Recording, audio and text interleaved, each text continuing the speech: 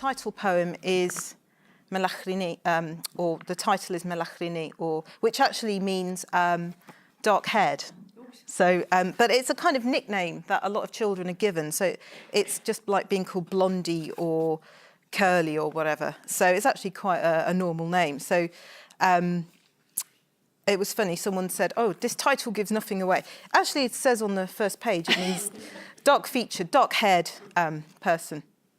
And my grandmother's dowry present was a table. And we're going back to the 30s now, and my parents emigrated back, and they still have that table. There are quite a few Greek words in this, because I think it's quite natural sometimes to use words from other languages, if that's your kind of background. So this is called At Her Grandmother's Table. Melachrini. Do you remember the coral morning when the pigeons gathered in the yard, soft-winged and purling the air with sound? It was so early when you joined them at the table, your grandmother spooning out coffee, placing the bricchi on the stove. Your grandfather sat hushed and stormless, his eyes filled with wings, peristeria fluttering. The sun waited a little before rising. A cockerel crowed daybreak and years went by. Now resting your full-grown elbows on the table, you wonder why it survives to feed you still. A constant narcoleptic, a dead guest who slept as in a fairy tale through other people's lives. Does this table remember the coffee drinkers who sat by its side, singing to a grandchild as they reached the grains at the base of their cups? I was raised, for the most part, in a flat in London, and I was on very good terms with my downstairs neighbour, and she was 50 years older than me, and she lived by herself. I thought her husband had died, but he hadn't. He'd left her. And she was also a big one for dancing as well in her youth. And she was a big fan of the Hollywood musicals and what have you. And you could hear the music coming up from downstairs. And I wrote this poem because I wanted to imagine kind of what was going on in her world downstairs. And Delicado was a big hit in the 50s, and I'm pretty sure she probably danced to it. And I was kind of imagining more than anything. Delicado.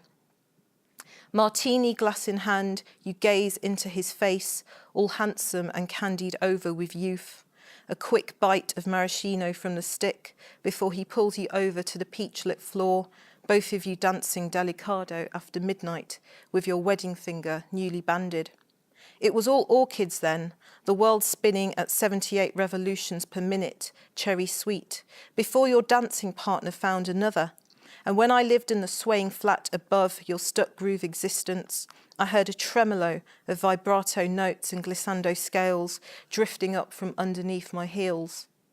I knew you'd be sinking a melancholy cocktail, toe-tapping Blue Star or Be Mine Tonight, with the band still playing at the Palais Hall, and your glass tremulous and wobbling as if it might shatter into tiny pieces. When my parents emigrated back to Cyprus, I went down to say goodbye to Patricia Hill, my neighbour. And this poem is more to do with the reality of the situation. I went in and she said, "There's my husband." And I said, "Where is he?" "He's in the box." And he'd been cremated. And she wasn't very happy about having him back after whatever it was, nearly 30 years of him being away. So I kind of wrote this poem in tribute to her, really. So this is Mr. Hill for Patricia. For a while, he's gone back to his first wife, who's decided to keep him on a mantelpiece with mouth-blown vases on either side. It means she's had to speak to his mistress. They have more in common than she realised, but wonders if her toenails are still painted red. No one is quite sure where to scatter him. Not her, not their ne'er-do-well grown-up kids, not even the lady with scarlet toenails. His wife sits in a sea fret of white mist, sighing through her thick cigarette smoke. She's so confused she even asks me, but I'm only a neighbour. For years I'd thought he'd already died, the way she spoke of him. Mrs. Hill takes another drag, decides to post him back to his lady friend, confiding in me, even though he's dead, he's still a bastard.